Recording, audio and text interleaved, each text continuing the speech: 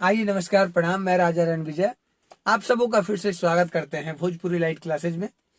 और आज मैं एक आप लोगों का फरमाइश, एक कमेंट आया था कि भैया आप नैहर के हई सुकुमार बजाइए, तो मैं कोशिश कर रहा हूं कि जरूर आप लोगों को बेहतर से बेहतर बजा करके सिखाऊं।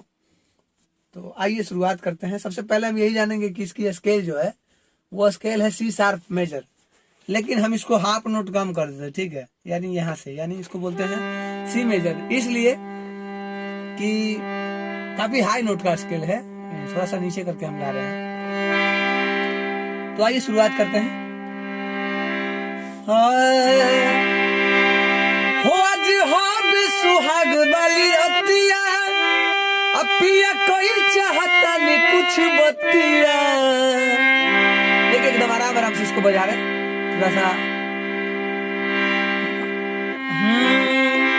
हो आज हो सुहाग वाली रतिया, पिया कोई चाहता नहीं कुछ बतिया। हमके प्यार से कबो समझइहा, जदी हो जाई कबनो गलतिया। हम कर ली है गोहार हो, और की जदी कबो चटकन चलइहा ये राजाऊ, नैहर के हई सुकुमार हो।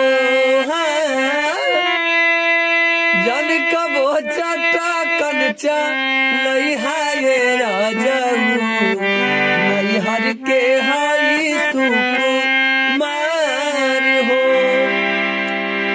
तो ये हो गया हमारा मुखड़ा। अब आते हैं अंतरा में, ठीक है। अंतरा है हर की तोहरे पर आइल बानी घर आपन छोड़ के, नैहर से तोड़ी नाता तोहरा से जोड़ के। तोहरे पर आइल बानी घर आपन छोड़ के, नैहर से तोड़ी नाता तोहरा से जोड़ के।